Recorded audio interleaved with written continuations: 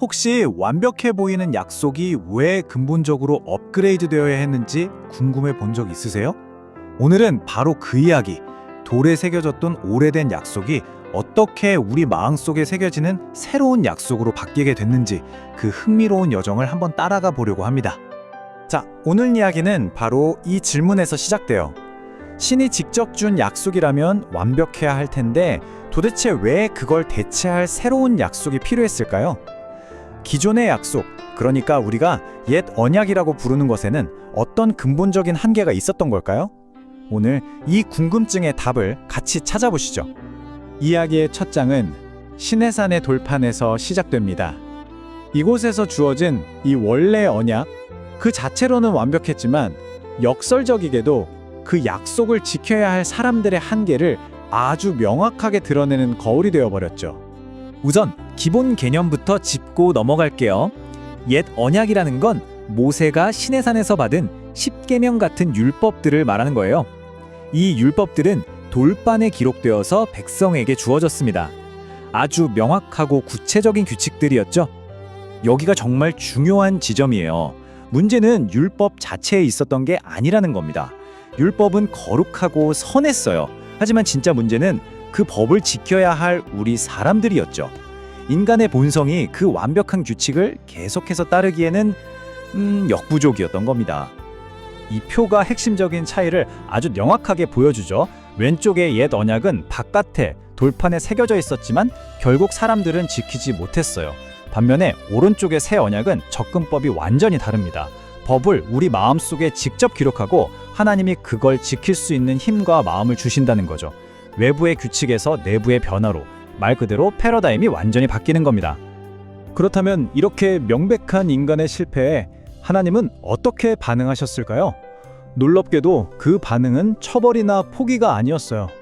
오히려 훨씬 더 창의적이고 깨어진 관계를 근본적으로 회복하기 위한 새로운 해결책을 제시하셨죠. 이 구절에 담긴 감정을 한번 느껴보세요. 하나님은 그냥 규칙 위반자를 대하는 게 아니라 마치 배신당한 남편처럼 깊고 개인적인 아픔을 표현하고 계세요. 이건 언약이 단순한 법적 계약이 아니라 정말 깊은 관계의 약속이었다는 걸 보여주는 대목입니다. 이거 참 흥미로운 관점이죠? 실패한 사람들을 탓하면서 규칙을 더 강화하는 대신 하나님은 목표를 이루기 위해 아예 시스템 자체를 바꾸기로 결정하신 거예요. 이건 포기가 아니라 더 위대한 구원을 위한 업그레이드였던 셈이죠. 자, 그럼 그 해결책이 뭔지 그 핵심으로 들어가 보죠. 바로 예레미야 선지자를 통해 예언된 새 언약의 구체적인 내용입니다. 새 언약의 약속은 크게 두 가지인데요. 첫째, 율법을 더 이상 돌판이 아닌 사람의 생각과 마음속에 직접 새기겠다는 것이고요. 둘째, 그들의 모든 죄를 완전히 용서하고 다시는 기억조차 하지 않겠다는 정말 파격적인 약속입니다. 외부의 강제에서 내면의 동기로, 그리고 조건부 용서에서 완전한 용서로의 전환인 거죠. 이 약속이 얼마나 혁명적인지 느껴지시나요? 목표는 단순히 겉으로 드러나는 행동을 고치는 수준이 아니었어요. 사람의 내면, 그 마음 자체를 완전히 새롭게 만들어서 율법을 지키고 싶은 마음이 자연스럽게 우러나오게 하겠다는 정말 근본적인 변화에 대한 약속이었습니다. 자, 그럼 수백 년 전에 이 놀라운 예언이 어떻게 현실이 되었을까요? 이제 이야기는 예언의 페이지를 넘어서 역사상 가장 중요한 한 사건의 중심으로 이동합니다. 바로 예수님의 마지막 만찬에서 하신 이 말씀입니다. 예수님은 자신의 피, 즉 자신의 희생이야말로 예레미야가 오래전 예언했던 바로 그 새 언약을 완성하는 사건이라고 직접 선포하신 거죠. 이로써 새 언약은 단순한 아이디어나 가르침이 아니라 피로 세워진 구체적인 약속이 된 겁니다. 이 타임라인을 보시면 두 언약의 차이가 한눈에 들어오실 거예요. 옛 언약은 시내산이라는 특정 장소에서 돌판 위에 주어졌죠.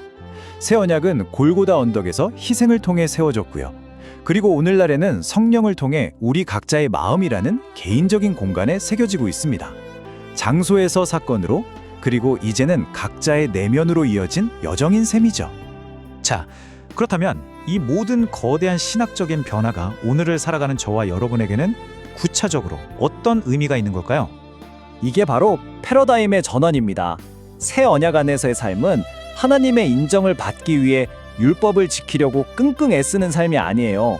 이미 맺어진 관계 안에서 사랑과 감사의 마음으로 자연스럽게 순종이 흘러나오는 삶을 의미합니다. 순서가 완전히 바뀐 거죠. 그러니까 핵심은 바로 이거예요. 우리가 언약을 세우기 위해 더 이상 애쓸 필요가 없다는 것. 가장 어려운 부분, 즉 관계를 회복하고 약속을 세우는 일은 이미 끝났습니다. 우리는 그저 활짝 열린 문으로 들어가서 이미 완성된 약속 안에서 살도록 초대받은 것 뿐입니다. 결국 옛 언약에서 새 언약으로의 이 긴 여정은요, 우리가 통제하려는 돌판처럼 딱딱한 신앙을 내려놓고 우리 마음속에 새겨주신 하나님의 부드러운 약속을 믿고 살아가는 법을 배우는 과정입니다. 오늘 이 이야기를 들으신 여러분의 신앙은 지금 어디에 새겨져 있나요?